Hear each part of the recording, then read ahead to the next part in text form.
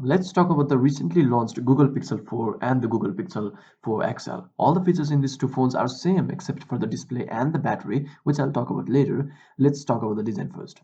The design is new for the Google family. Yeah, of course, it is made up of metal and glass, which is expected in a premium phone, but it looks like a toy if you see the phone from the distance. Because this time, everything is matte finished, including the rear and the sides, which looks much cleaner and is not fingerprint magnet, and I really love the matte devices. But for some reason, Google decided to make the black version glossy instead of a matte finish. So the matte glass is only available in two colors, that is the orange and the white. The sides of all the colors, by the way, is black, which I really like, and the orange one is limited edition as well. There is a huge square camera bump, which is not the best design in my opinion, but we will get used to it like we did on the iPhone 11 Pro. The device is rated IP68, meaning it is water and dust resistant. It supports Qi wireless charging as well, and it has no headphone jack, which is not a surprise anymore. On the front, you can see there is no more any notch, but it does have a massive top bezel which houses tons of sensors. I'll get into that later. The big top bezel is still better than the last year's huge notch, but comparing the display side to side with other 2019 phones, the Pixel 4 display looks like from the 2017. The massive top bezel makes the display small for sure. The regular Pixel 4 has 5.7-inch Full HD Plus display, and the XL variant has 6.3-inch Quad HD Plus display. Both are OLED. The display also supports SDR. However, the new feature is the 90Hz refresh rate, which makes the display super smooth, especially comparing with the normal 60Hz display. Of course, this is not the first device to do so, but since it is Google, things are a little smarter.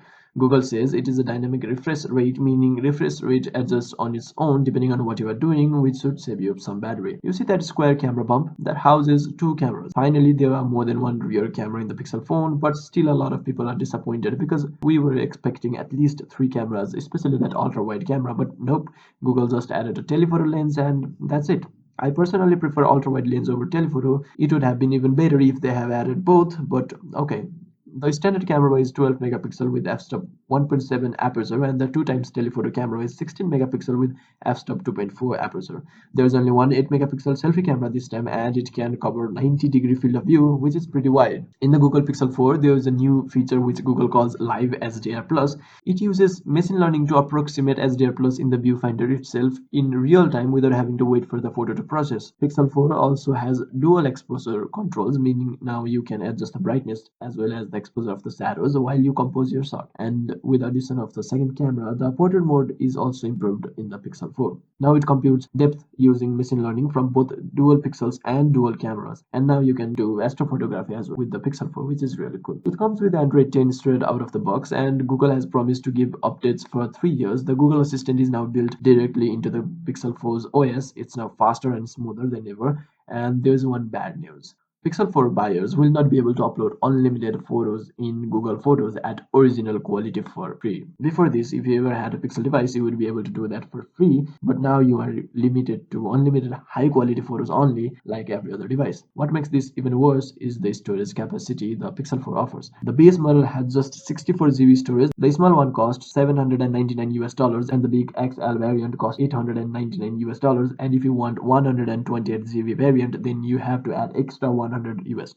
Sadly, where I live, it would cost more than $1,000 even for the base model. Let's get into the cool stuff of the Pixel 4 now. Google's team had begun its project solely to investigate radar capabilities 5 years ago, and now after all these years, finally the radar sensor is ready to be put in the phone, and thus the motion sensor is here. Motion sensor can detect your presence and knows if you are reaching for your phone. So when you are reaching for your phone, Pixel 4 automatically turns on and prepares the camera and the infrared sensors for the face scan without you having to do anything. So this makes the Pixel 4's face unlock the fastest in any smartphone, according to Google. And Google is so confident about their 3D face scan technology that they ditched their fingerprint scanner in the Pixel 4. When you walk away from the Pixel 4, motion sense can sense that and it can turn off the always on display, which should save battery, and when you approach the phone, it can turn it back again. With the help of motion sense, you can interact with the phone with some simple ear gestures as well. You can swipe your hands to skip a song, silence your call or alarm, which sounds pretty handy. It still is not using its full potential yet, but with time, Google and other developers should make good use of it. With the Pixel 4, you will get a new Pixel recorder.